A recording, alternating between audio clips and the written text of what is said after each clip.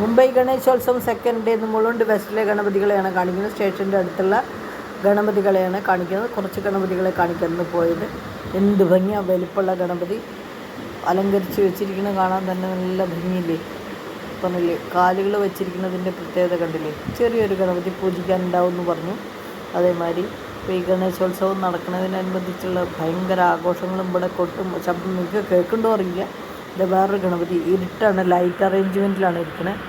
ചെറിയ ചെറിയ ശിവലിംഗത്തോട് കൂടിയിട്ടുള്ള സ്റ്റെപ്പിൽ വെച്ചിട്ടുള്ള ഗണപതിയാണ്.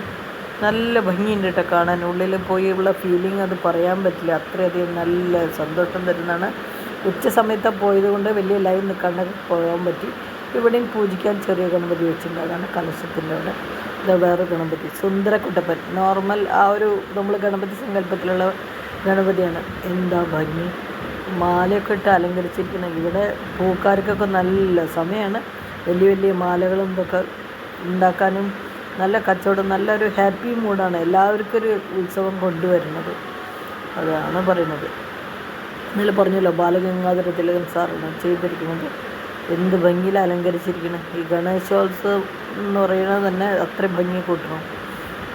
വെള്ള ഡ്രസ്സ് ഇട്ടിട്ടുള്ള ഗണപതി ഭംഗിയുണ്ട്. അവിടെ ചെറിയൊരു ഗണപതി പൂജിക്കാൻ. ഇനി ഇതിൻ്റെ ഇടയിൽ ഗൗരി ഗണപതി വരും. അതും ഞാനും കാണിച്ചു തരാം. ഇതാ കണ്ടു, മഹാവിഷ്ണുവിൻ്റെ ഗരുഡവാഹനനായ മഹാവിഷ്ണുവിനെ തലയിൽ ഏറ്റിയും കൊണ്ടുള്ള ഗണപതിയാണ്. വെള്ള വസ്ത്രം, നമ്മുടെ കേരള സാരി ടൈപ്പ് ഒരു ഡിസൈനൊക്കെ ആയിട്ട് നല്ല ഭംഗിയുള്ള വസ്ത്രം ധരിച്ചുകൊണ്ട്. ഇതൊരു നോർമൽ ഗണപതി. എല്ലാറ്റിനും ഒരു വ്യത്യസ്തത ഉണ്ട്. നിൽക്കുന്ന ഗണപതി എന്നുള്ളതാണ് ആ വ്യത്യസ്തത.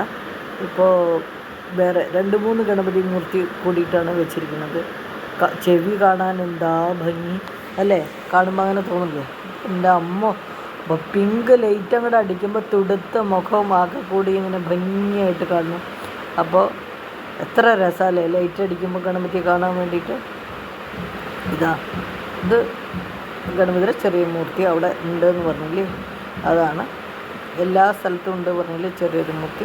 ഇത് നമ്മൾ പോയി ഒരു കോംപ്ലക്സിൽ, ഇന്ന് പോയി കോംപ്ലക്സിലെയാണ് വെളുത്ത ഗണപതി അവിടെ ആരാധിക്കുന്ന ചെറിയൊരു ഗണപതി. അപ്പോൾ ഇന്നത്തെ അവസാനിക്കാൻ പോവാണ് ഞാൻ. ഇതാണ്, നാളെ വരാം. നാളത്തെ കാണുന്ന ഗണപതികളെ ഉണ്ട്. ഇവിടുത്തെ അലങ്കാരങ്ങളൊക്കെ നോക്കിക്കോളൂ. വെളുത്ത ഗണപതി ഭംഗിയുണ്ട്. അത് കഴിഞ്ഞിട്ട് അവിടെ ഇനിയുള്ള അടുത്തുള്ള ഗണപതിയാണിത്. അപ്പോൾ ഭംഗിയായിട്ട് കാണുന്നു അല്ലേ. ഇത് അമ്മൻ ഗണപതിയാണ്. തലയിൽ അമ്മയെ കൊണ്ടുള്ള വെച്ചിട്ടുള്ള ഗണപതി, തമിഴ് സ്റ്റൈല് അങ്ങനെയാണ്.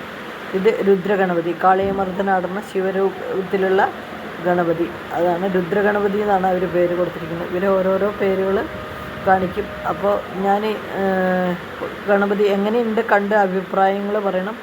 ഞാൻ മാക്സിമം പോസ്റ്റ് ഗണപതികളെ കണ്ട് ഇത് ഇടുന്നതാണ്. അപ്പോൾ എല്ലാവരും മറക്കാണ്ട് കാണുക, ലൈക്ക്, സബ്സ്ക്രൈബ് ചെയ്യുക. ഇത് നമ്മൾ പോയ വീട്ടിലെ ഗണപതിയാണ്. നല്ല ഭംഗിയിൽ സിമ്പിളായിട്ട് ഉണ്ട്.